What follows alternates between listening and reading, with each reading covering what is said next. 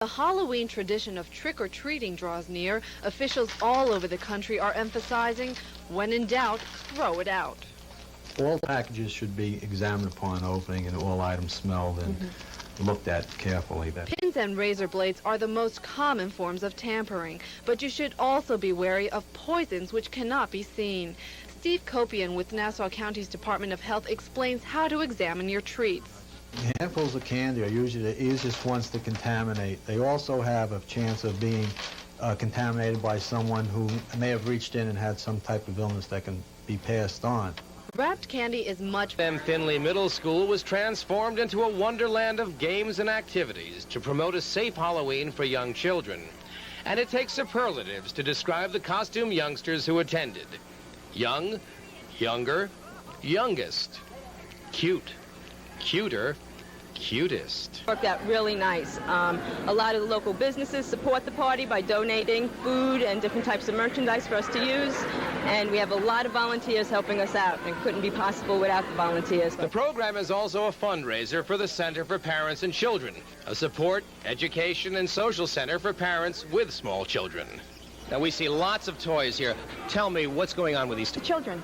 And the children also enjoyed a clown show and games that were helped along by parents and volunteers. One of the volunteers summed it all up. Miniatures can pack a high-calorie wallop, particularly if you think that what you're eating doesn't. For most, Halloween on Long Island is just a night, but for the McNair family, it's become what they call their house of horrors. Things, and the crowds kept growing, and we added more things, and it's grown into this house of horrors here in East Patchogue. Kids come here from all over Long Island. Kids of all ages. This one's adorable. This one isn't. We put out contribution boxes and folks come by. The exhibit is free. We encourage them to donate what they can. And we raised, last year we raised close to $5,000 for MDA. You might think it's strange to turn your home into a spectacle like this, but I think it's something that the community looks forward to. The House of Horrors opens 6 to 10 nightly through Monday, located just off of South Country Road. For directions, call the McNairs at 289-6619. In East Patchogue, Howard Cannon, News 12, Long Island. 4-year-old Keith Meeks is going to be a ghost this Halloween. His mom, Mary Jo, already has made his costume. Safety was a top priority. The sheet just has a hole in the front of the face, so his eyes and nose and mouth will be completely exposed. Cars don't slow down when children are out on the streets, so I angled his costume at the bottom so he can't step and trip on it. Fit is crucial when buying a Halloween costume. An outfit that's too large can trip a child and cause injury. Also, make sure the costume is flame retardant. The costume should be light colored or trimmed with reflective tape for good visibility. Also, make sure your child wears tennis shoes to trick or treat to prevent falls. Trying on the costume before Halloween is a good idea. Here, Brody. There's not a big enough air hole. You probably could cut in this mask very easily, cut a larger hole for breathing. Schultz recommends face paints for young children instead of masks. Have your child carry a flashlight when trick-or-treating to cut down on the risk of falling in dark yards or streets. And to keep your child safe, make sure he or she brings Halloween candy to children when trick-or-treating, and make sure they only go to well-lighted homes and never enter a home without an adult accompanying them. Follow these tips and Halloween can be a safe and happy time for your little ghosts and ghoulies.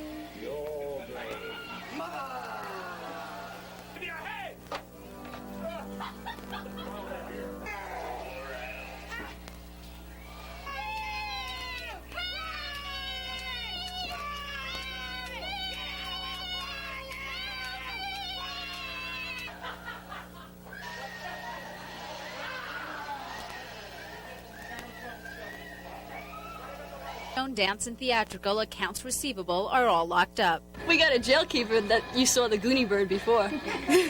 He's our boss. At this Long Island costume company, Halloween is a real treat. The day climaxes a month-long marathon costume session and gives employees a chance to do a little public relations of their own.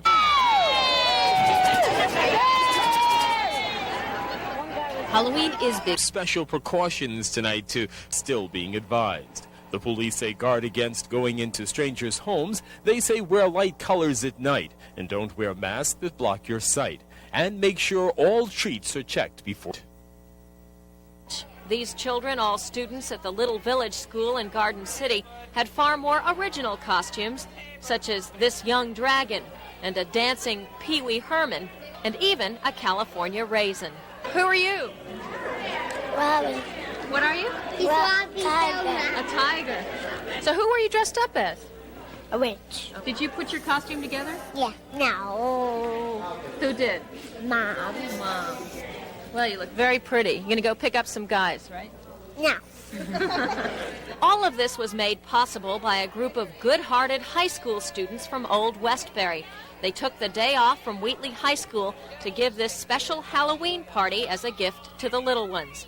Because these children are all developmentally disabled, this was probably the closest they'd get to tricking or treating. For the Little Village School in Garden City, I'm Roma Torrey. I'm also keeping an eye on the little kids that are going around trick-or-treating and making sure they're not being accosted by the older kids who may have some tainted candy or raisins and apples, stuff like that. Do the kids do serious damage or just traditional Halloween prank stuff? Most of the time it's just a little mischief. There's really not too much.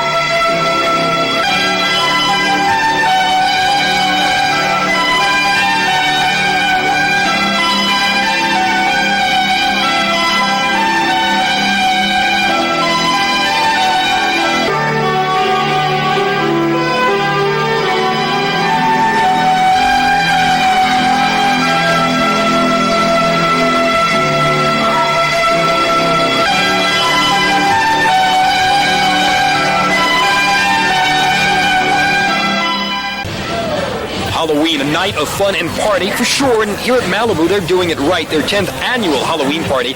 But the fact is, for some, Halloween is a drag. For others, it's just another hard day's night. For some, it's just a night to come out and clown around with the gang.